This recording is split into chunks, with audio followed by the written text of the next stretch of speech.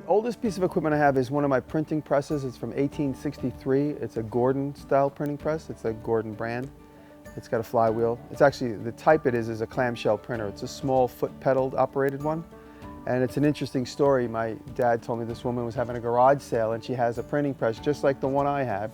When I went to look at it, he was right, it was very, very old. And she said that it was gonna get thrown away if I didn't take it that night. The next day, because the house was getting closed on and the whole house had to be emptied out. And she tried to sell it at a garage sale. Nobody wanted it because it was too heavy. And so she said, it's now or never. I took it apart, I brought it upstairs, put it in my car, and I'm really happy that I did. And I said, you know what? I can't see it getting thrown away. So we took it apart, brought it up the steps in pieces. Very heavy cast iron, but I print on it. It actually works, and it's a very cool piece. I'm glad I have it. The one tool I don't think I could live without is probably my Leatherman. It's always here. It's just a pocket tool, and just the fact that it's there when I need it. So many times I can't get something and I use this as sort of a set of tweezers. I can't reach into something. I use the knife on this 100 times a day. There's a pair of scissors in here I use 10 times a week. So just always handy. And this is the one I modified about 5 years ago, and I've carried it every single day since then. I made this belt clip, which looks like it doesn't open, but it splits into two. And then when it's open like this, it hangs on the edge of my pocket if I'm busy still working on something. I don't have to open and close it. What we find in my shop, it's unconventional. 7 printing presses, 2 paper choppers. I tend to buy oddball antique tools. A lot of times it's like, what the hell are you gonna do with that? They say that and then they see it operate and they go, oh, that's pretty cool. For instance, I just put up a video of the paper chopper I restored, and a lot of the comments are, I never thought I needed one of those, now I'm gonna go look for one right now. So I like the old days where they had these devices that were designed to do one very specific thing. Is there a material I like to work with that I haven't really worked with? I guess that would be carving marble. Something I've wanted to do and I haven't done. I think carving marble would be something that's in my not too distant future. During the Greek and ancient Roman times, marble was the material of choice. Now it's 2x4s, so that was all there was. And now if somebody plays with marble, it's really just for a purely aesthetic point of view.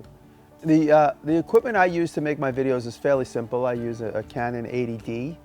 Most recently, in the past I've used a Nikon D7100. I keep it simple, and to me, much like Casey Neistat, cameras are disposable. I don't really consider them super precious objects. They're a means to an end. I use GoPros a lot, and I use a couple of different pocket point and shoots. I've used the Canon, I think it's RX7, and lately I've been using the Sony RX100 or RX5, I don't know. Do you know these numbers? The $800 point and shoot Canon and the $900 point and shoot Sony. Those are the two I've been using. They're good, they're really good. I shot most of the paper chopper video with the little pocket Sony. Actually, I use my iPhone a lot too, and as far as shooting. More now than ever. The last iPhone I bought the 256 gig, so in a pinch, I could just pull out my iPhone. And I do that a lot more often now than I ever have in my life, because it's a great focusing camera and it shoots really good video. And so I have to always remember when I go to edit, there are things on my iPhone, because it's like always like, oh, I don't have it, let me just use my phone. And I forget, so there's like straggles of video on my phone that are for specific purposes. I edit almost every single day for at least an hour or two at night. Sometimes I'll go to bed with Taylor and she'll fall asleep and I'll creep out of bed and go edit and go back to bed at like 3 or 4 in the morning.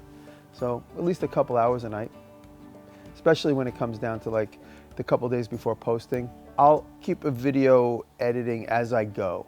So I haven't done it with the Canoe yet, but I'm going to start that any minute, where I'll be really far from finished, but the edit is exactly where the process is. I build the edit as I build the project, so that when everything's done, I'm done. Thankfully, that's never happened to me where I lost footage. I never had a catastrophe. And what I do is, just for a technical thing, I have big chips for the camera, usually 128 chips for the cameras. And as I shoot a movie, I download it onto the computer, and all my old footage from my previous videos are still on that chip. I delete it as I need the space. So if we're shooting and all of a sudden the card fills up, I have like 2 or 3 old movies behind it. I delete those most recent ones behind the new footage. So I'm always kind of just rolling it around. Old projects here, the new project kind of overlaps and takes over. So that in case I do have a catastrophe, at least something or maybe all of my stuff is on the chips on the cameras. So right here, this is a bandsaw stand that I made. And there are many bandsaw stands out there, but I wanted one where I could pick the bandsaw up and still use it the way you would use a regular bandsaw. So you can access the handle in there and you could access the handle up here. So it stands alone, or you could pick it up and use it. So looking at some of the tools I've made myself, this is a giant razor blade. I kind of made it as a joke, but I know that it needs to perform as a real razor blade. So this is the first one I made. I've had others cut at a laser company.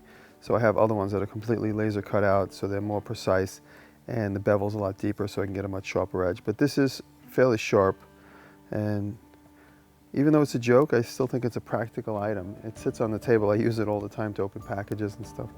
This is kind of more of like an art as a functioning piece, or functioning tool art. And again, with my ice picks is another thing. This is sort of functioning art. I've made these ice picks for a long time now, and I started twisting them recently just to kind of give them a little bit more of an artistic flair. We heat them up and we twist them. So this is one that, these are my everyday carry. This is the style I've been making. This is the style I make sometimes with the hashtag sides.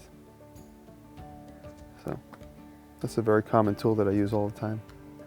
Now this is a chisel that I made during the winter when I went to a blacksmithing conference, and this is made out of a spring from a car. It's not done yet, but this is something I'm in the process of doing. I really wanted to experiment with making a flange and wrapping it. So this is all from the same metal. It's flattened out and rolled up, then welded and sanded. So this is a chisel I'll complete very soon. This is my latest knife I'm working on. It's a concept I came up with. I wanted to seem like God stepped on a railroad spike. That's what I'm calling it. God stepped on a railroad spike. You see that? How do you like it? This is an anvil stand that I made recently, and it has a little work surface here to slam on, and I'm using a big old piece of scrap as the base. It's all welded together with stuff I found at a scrapyard. And this, what is this called? This vise is from the flea market. Paid 40 bucks for it, and it was a little broken, had no stand, so I made this whole thing for that. This was a fun build. I use this a lot.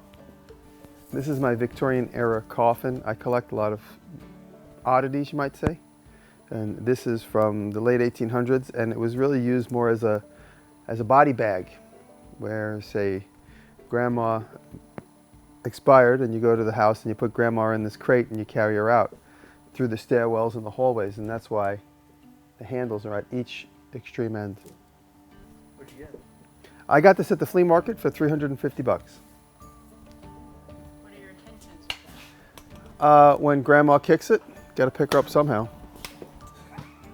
This is another paper chopper, a small one, kind of a desktop. And here I have a dog tag maker that would have been used in the Navy or the Army. All these things work. One day I'll have a museum type setup.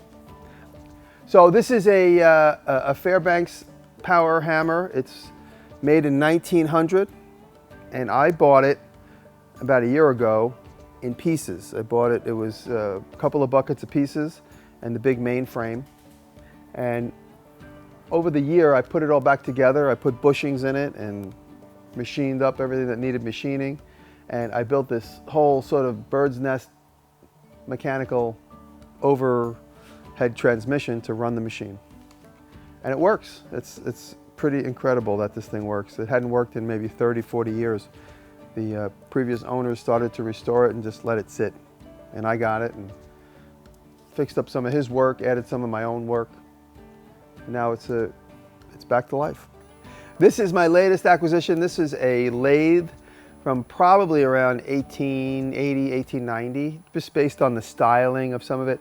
Doesn't have any indicators on any of the dials. Nowadays, you'd have to have a lathe with indications on how far in you're turning, how far out you're turning. And this is just an old machine lathe. It's pretty well intact for something as old as it is, you know, maybe 140, 150 years old. It's a real beautiful piece. The guy I bought it from hadn't used it in 30 years. He bought it as an antique and it's sad he hasn't touched it. And so now it's my antique. What am I going to do with it? I'm not sure. Maybe I'll get it going. Maybe I'll set up some antique scenario where there's overhead belt or something like that. But these machines just intrigue me. I'll set it up for a video and I'll use it. This is my latest paper chopper. This is a restoration I did in the last couple of days.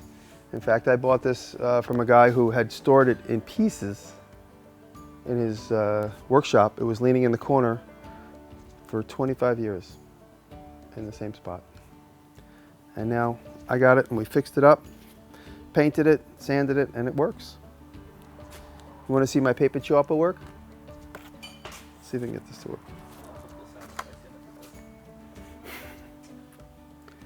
Paper chopper.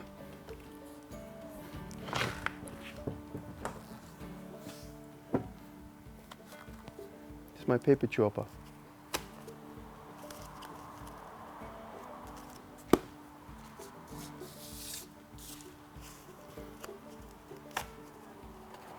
That's it, you can go now.